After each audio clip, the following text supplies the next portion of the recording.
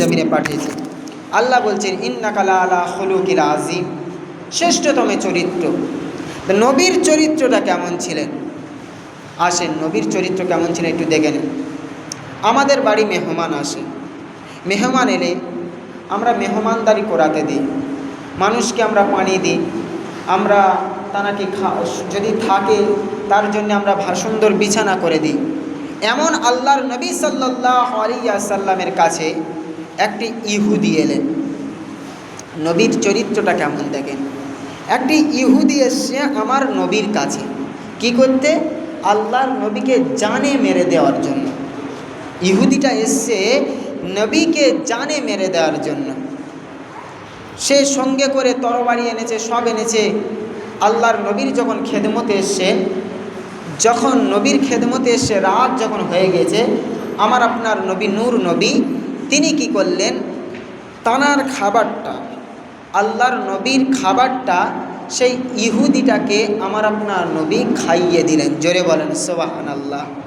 যখন ইহুদিটার খাবার খাইয়ে দিলেন আমার আপনার নবী, খাওয়ানোর পরে ইহুদিটা বললেন যে আজকের রাতটা আমি আপনার দরবারে থাকব, আমি অনেক দূর থেকে সফর করেছি, তো আপনার দরবারে আজকের আমি থাকব। আল্লাহর নবী কি করলেন? সেই ইহুদিটার নিজের বিছানাটা সুন্দর করে দিয়ে, নিজের বিছানাটা ঝেড়ে দিয়ে সেই ইহুদিটার থাকার ব্যবস্থা করে দিয়ে আমার আপনার নবী সুন্দর ঘরটা ছেড়ে দিয়ে কোথায় গিয়েছেন জানেন? নবী আমার মদিনার মসজিদে ঘুমাতে চলে গিয়েছেন। জোরে বলেন সুবহানাল্লাহ। নিজের ঘরটা ছেড়ে দিয়েছে আল্লাহর নবী। কেন? মেহমান এসছে। ওই জন্যে মেহমানদারি করানোটা সুন্নাত। তাফসিরের মধ্যে পাওয়া যায়, হাদিসের মধ্যে পাওয়া যায়, মিশকাত শরীফের হাদিসের মধ্যে পাওয়া যায় যে রসুল বলছেন যদি কারোর বাড়ি মেহমান আসে, যদি কারোর বাড়ি মেহমান আসে, আর মেহমান আসার পরে যখন আগেকার সময়ে মদিনার মানুষেরা ওদের উটনির পাল ছিল, উটের পাল ছিল, ওনারা কি করতো? যখন মেহমান আসতো ওনারা সঙ্গে সঙ্গে ওই উটের পাল থেকে একটি উটের ঝুড়ের কাছ থেকে গোস্ত কেটে নিয়ে চলে আসতো। দুম্বার পাছাতে গোস্ত কেটে নিলে আবার দুম্বার পাছার গোস্ত পূরণ হয়ে যায়, আর উটের ঝুড়ের কাছ থেকে গোস্ত কেটে নিলে উটের ঝুড়ের গোস্ত আবার পূরণ হয়ে যায়। এটা হচ্ছে মিশকাত শরীফের হাদিস। আল্লাহ নবী বলছেন আগেকার মানুষগুলো যখন মেহমান বাড়ি আসতো ওনারা কি করতেন? চাকু নিয়ে উটের পালে চলে যেত আর ওই ঝুঁট থেকে গোস্তটা কেটে নিয়ে চলে আসতো। নবী বলছেন যখন কারোর ঘরে মেহমান আসবে আর ওই উটের পাল থেকে গোস্তটা আনা তো দূরের কথা, এক গ্লাস পানি নিয়ে যখন মেহমানের সামনে আগিয়ে যায় তার চেয়ে দ্রুত গতিতে আমার আল্লাহর রহমত আসমান থেকে তার ঘরে প্রবেশ হয়ে যায়। জোরে বলেন সুবহানাল্লাহ। এই জন্যে মেহমান ঘরে এলে আনন্দের সাথে মেহমানদারি করাবেন, আল্লাহর বরকত আসবে।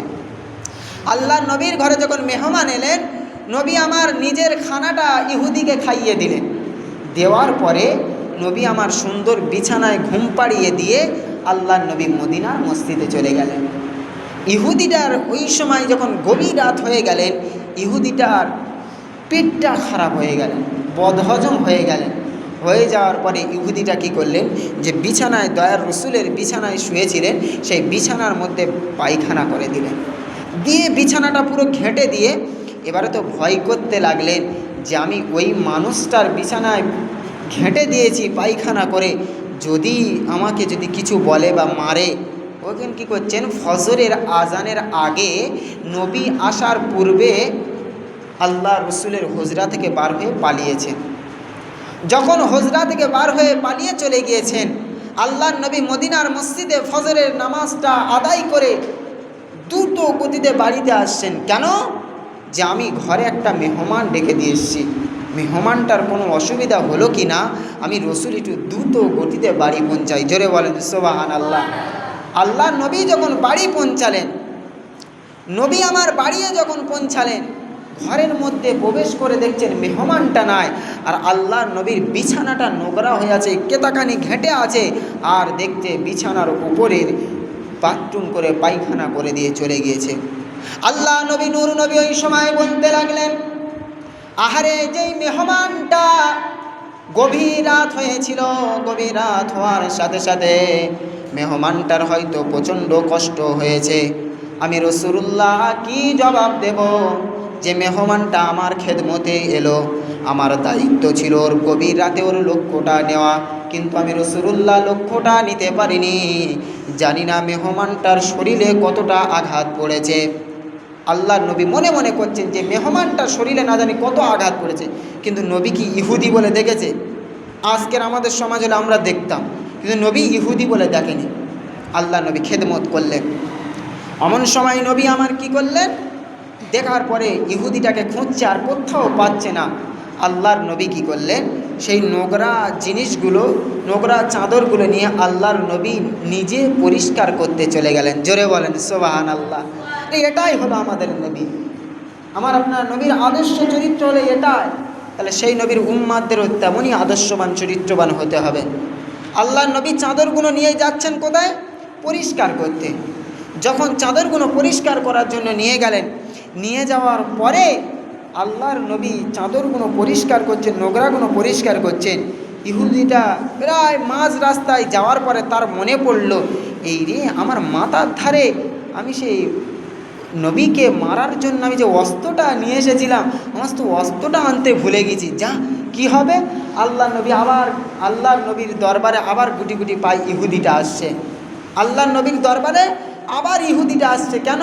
অস্ত্রটা নিতে আসছে, যে অস্ত্র দিয়ে নবীকে মারার জন্য এসেছিলেন। ইহুদিটা টুকটুক করে হাঁটতে হাঁটতে এসে দেখছেন যে আল্লাহর নবী যেন হ্যাট হয়ে কি করছেন। ইহুদিটা পিছন দিয়ে দেখছেন যে আমার আপনার নবী নূর নবী, যে ইহুদিটা যে বিছানার ওপরে বাথরুম করে চলে গিয়েছিলেন, পায়খানা করে চলে গিয়েছিলেন, নবী আমার নিজ হাতে সেইগুলো পরিষ্কার করছে আর বলছে, আহারে মেহমানটার না জানি কতটা কষ্ট হলো। জোরে বলেন সুবহানাল্লাহ। ইহুদিটা পিছন দিয়ে দাঁড়িয়ে দাঁড়িয়ে দেখতে দেখতে, অনেকক্ষণ দাঁড়িয়ে দাঁড়িয়ে দেখতে দেখতে, ঝরঝর করে কাঁদতে কাঁদতে আমার আপনার নবী যখন উঠে দাঁড়ালেন, সঙ্গে সঙ্গে পিছন ফিরে দেখলেন ইহুদি দাঁড়িয়ে আছে। আমার আপনার নবী বলছেন, ভাই তোমার কোনো কষ্ট হয়নি তো? ভাই আপনি কোথায় গিয়েছিলেন? আমি তো আপনাকে অনেক খুঁজেছি, আপনাকে পাইনি। অমন সময় ইহুদিটা সঙ্গে সঙ্গে ঝরঝর করে কেঁদে ফেলে আমার আপনার নবীর কদমে পড়ে গিয়ে পা দুটো জড়িয়ে ধরে বলছে, ইয়া রাসূলুল্লাহ, ইয়া হাবিবাল্লাহ, আমার বেয়াদবিটা মাফ করে দেন। ইয়া রাসূলুল্লাহ, ইয়া হাবিবাল্লাহ, আমি ইহুদি এসেছিলাম আপনাকে হত্যা করার জন্য, আপনাকে জানে মেরে দেওয়ার জন্য। ইয়া রাসূলুল্লাহ, ইয়া হাবিবাল্লাহ, আপনার যে আদর্শ এত সুন্দর, আপনার যে চরিত্র এত সুন্দর, ইয়া রাসূলুল্লাহ আমি জানি না। ইয়া রাসূলুল্লাহ আমার ভুল হয়ে গেছে, মাফ করে দেন।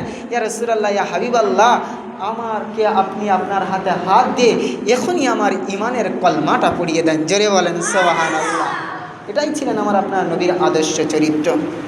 আর একটু আপনাদেরকে জানিয়ে দিয়ে যায়, আল্লাহ পাক রব্বুল আলামিন ওই জন্যে তো কোরআনে বলেছেন, হাবিব আমি আল্লাহ পৃথিবীর সমস্ত মানুষ যদি বা তোমার শান মানকে ছোট করতে চায়, হাবিব কিন্তু শুনে রাখো, আমি আল্লাহ কোরআনে জানিয়ে দিলাম, ওরফানা লাকা যিকরাক, হাবিব আমি আল্লাহ আপনার সম্মানকে আমি আল্লাহ এত আলা করব, এত আলা করব, তার কোনো সীমা নাই, তার কোনো মাপও নাই। আমি আল্লাহ এত আপনাকে সম্মান বৃদ্ধি করে দেব।